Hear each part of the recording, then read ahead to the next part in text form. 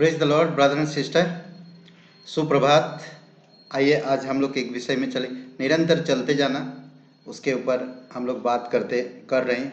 हर प्रकार की शिष्यता में, नए विश्वास में बढ़ना और एक विश्वासी को किस तरह से परमेश्वर के साथ बने रहना, इस विषय में हम निरंतर चलते जाना। मसीह जीवन में विश्वास में मजबूत रहना, सुसमाचार में प्रचार करते रहना, आत्मा में भरा रहना, निरंतर चलते जाना, उसके ऊपर हम लोग बात कर रहे हैं। और आज की जो डिवोशन है, हम लोग एक विषय में चलेंगे। उससे पहले आइए हम लोग प्रार्थना करते हैं। हमारे सर्वशक्तिमान परमेश्वर, पवित्र पराक्रमी सर्वशक्तिमान, और धन्यवाद देते इस दिन को, इस समय को। प्रभु तो हमें और एक मौका दिया ताकि हम तेरे करीब रह सके, तेरे वचनों को जान सके, तेरे स्वभाव और चरित्र को जान सके। प्रभु यीशु, आप हमारी मदद कीजिए ताकि हम मजबूत बन सके विश्वास में, आध्यात्मिक चीज़ों में और आध्यात्मिक परिपक्व में हम बढ़ सके। धन्यवाद देते हैं, तेरी स्तुति महिमा करते हैं, यीशु मसीह के नाम से मांगते हैं, आमीन। निरंतर चलते जाना आज एक विषय होगा, परमेश्वर की ईश्वरीय देखभाल। परमेश्वर की ईश्वरीय देखभाल तभी होता है जब इंसान बीमार होता है, या कुछ परीक्षाओं से गुजर रहा है, या कमज़ोर है, या कुछ अपाहिज है, या कोई ऐसा रोगी है, या ऐसे कोई कमज़ोर व्यक्ति है। हम उसका देखभाल कैसे करते हैं? आज हम समाज में, संसार में देख सकते हैं, लोगों को पैसा के द्वारा लोग उसके साथ बैठते हैं, लोग रात रात जाग कर उसके साथ रहते हैं, उनका देखभाल करते हैं। कई बार नौजवान व्यक्ति और वो खा नहीं सकता तो उसकी माता पिता उसका देखभाल किस तरह से करते हैं। ये सारी चीज़ें हम देखेंगे। आज एक आत्मिक जीवन में, एक विश्वासी होने के नाते, हमारा परमेश्वर हमारे प्रति किस तरह से देखभाल करता है, हम उसके विषय में आज बात करते हैं। आप अगर परमेश्वर का संतान हैं, परमेश्वर आपका पिता है और आप परमेश्वर में हो, तो परमेश्वर आपकी देखभाल कैसे करता है? हम सब प्रकार की विपत्ति, परीक्षा और तकलीफ का सामना करते हैं, ओके। और तभी परमेश्वर हमारी देखभाल करता है और हमारी प्रत्येक ज़रूरतों को पूरी भी करता है। ऐसे समय में कई बार तकलीफ में हम गुजर रहे हैं, कई बार हम परीक्षाओं से गुजर रहे हैं, कई बार हम विपत्ति में पड़े हैं। ऐसे समय पर परमेश्वर हमारी देखभाल करता है और हमारी प्रत्येक ज़रूरतों को भी पूरा करता है।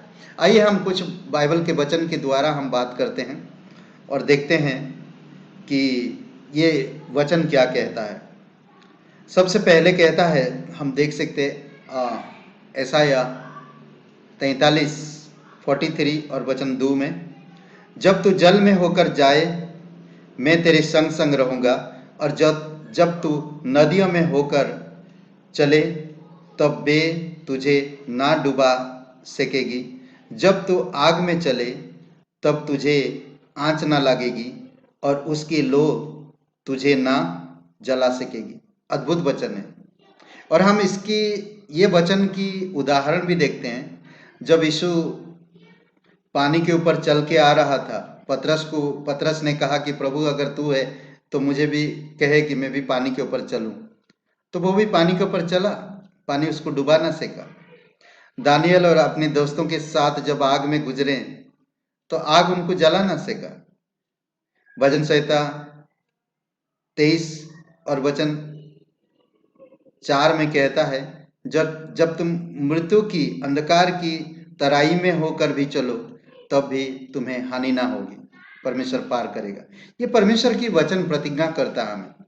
कौन सा भी, कितना भी विपत्ति में आप क्यों ना पड़े, परमेश्वर आपको छुड़ाएगा।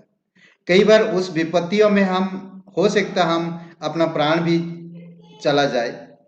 कई बार हो सकता उन विपत्तियों में हम सुरक्षित ना बाहर आए।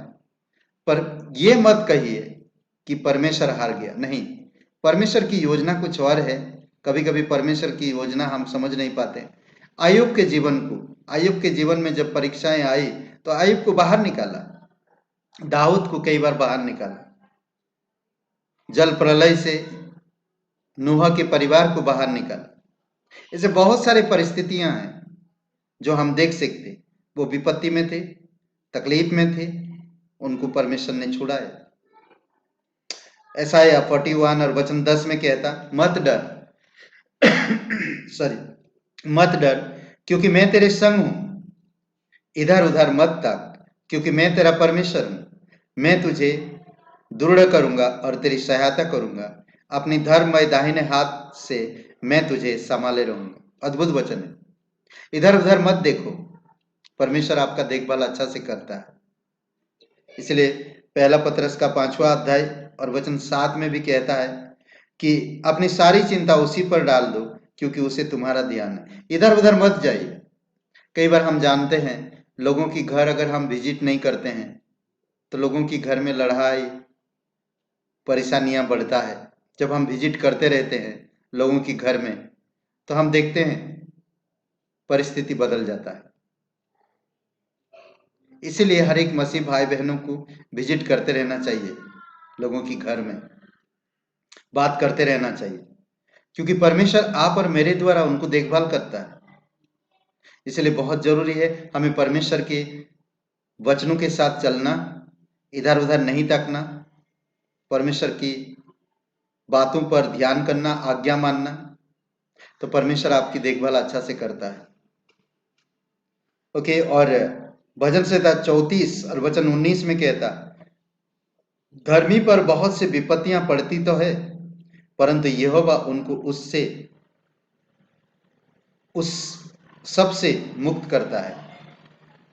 आप और मैं धर्मी है, परमेश्वर की नजर में विपत्तियां आएगी, क्योंकि संसार जो परमेश्वर को नहीं जानते उनके जीवन में विपत्ति मालूम नहीं, उनको विपत्ति कैसे आएगा, विपत्ति क्या होता है। वो लोग हमेशा डर से जीते हैं। आप और मैं जानते हैं कि हम विपत्ति से पार हुए हैं।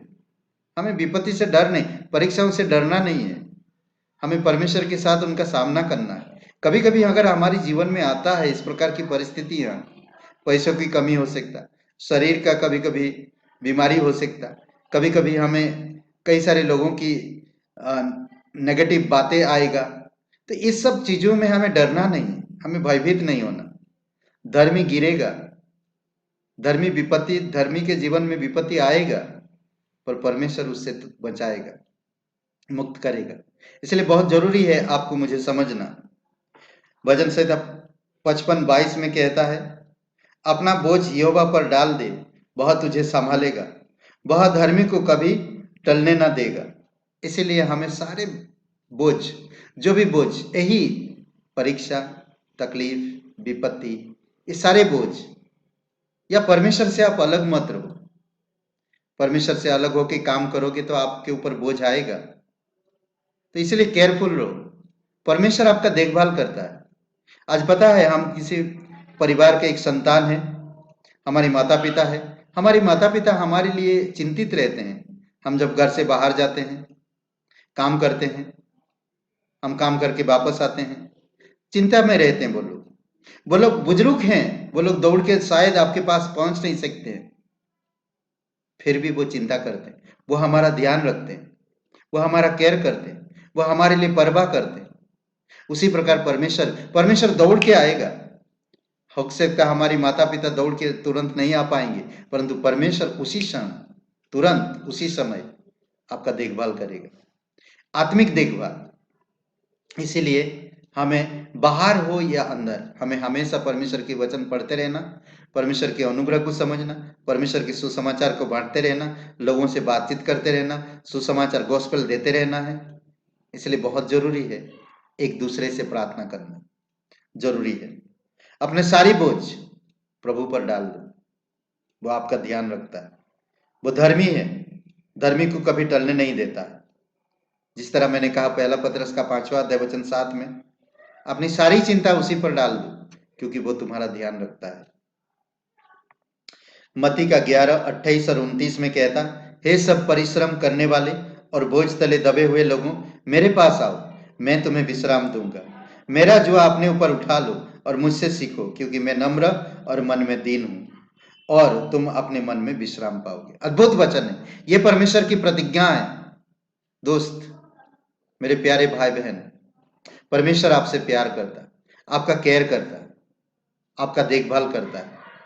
आप परमेश्वर की वचन पढ़ो, उसकी आज्ञा मानो, परमेश्वर जो कहता है उसके अनुसार अपनी जीवन को ढालने दो, पवित्र आत्मा को काम करने दो, परमेश्वर की वचन हर दिन पढ़ो। आप कहीं भी रहो, आप कहीं भी रहो, परमेश्वर आपको आशीष देगा। आइए ईश्वरीय देखभाल के बारे में आप क्या सीखते हैं, उसमें फिर से मैं इस वचनों को दोहरा रहा हूं, आप इन वचनों को दोबारा पढ़िए। यशायाह 43:3 मतलब 43:2 और यशायाह 41:10 और भजन संहिता 34:19, भजन संहिता 55:22, पहला पत्र 5:7, मत्ती का 11:28 और 29। इस वचन को याद करिए आप, पहला पत्र 5 और वचन 7, इस वचन को याद करिए। अपनी सारी चिंता यहोवा पर डाल दो, परमेश्वर को दे दो, क्योंकि वो आपका ध्यान करता है। आमीन, praise the Lord, hallelujah. Brother and sister, धन्यवाद। आप जो देखते हो, वचन सुनते हो, इसके लिए हम आभारी दिल से धन्यवाद आपका करते हैं और आपको हमारी प्रार्थना में आपको याद करते हैं। परमेश्वर की शांति, परमेश्वर का प्रेम, परमेश्वर की अनुग्रह और परमेश्वर की संगति आपके साथ हमेशा बना रहे। परमेश्वर आपको आशीष दे। धन्यवाद यीशु मसीह के नाम से, आमीन। आइए दोबारा मैं प्रार्थना करूंगा। धन्यवाद। आप सब्सक्राइब करिए, अगर सब्सक्राइब नहीं किए तो सब्सक्राइब करिए, अनसब्सक्राइब मत करिए, ठीक है, सब्सक्राइब करिए और अपनी दोस्तों को शेयर करना शेयर कर सकते हैं। अगर आपके पास कोई दोस्त है, देखना चाहते हैं, सुनना चाहते हैं वचन, आप शेयर कर सकते हैं। लाइक करिए, कमेंट करिए और बहुत बहुत धन्यवाद, बहुत बहुत धन्यवाद। आइए प्रार्थना करते हैं। हमारे स्वर्गीय पिता, हम धन्यवाद देते हैं, पवित्र है तू, जीवित है तू, धर्मी को कभी टलने नहीं देता, उनको परीक्षाओं से निकालता भी है, विपत्ति में अगर चल भी रहे हैं तो उनको विपत्ति से बचाता है। हम देखा दानियल की, दोस्त दानियल की किताब में, उनको पानी, आग से तूने उनको छुड़ाया, बचाया। हम देखते हैं कि पानी में तू लोगों को लेकर गया, पानी को दो भाग कर दिया, समुद्र को दुभाग कर दिया। प्रभु, ये अद्भुत चमत्कार तू ही कर सकता है।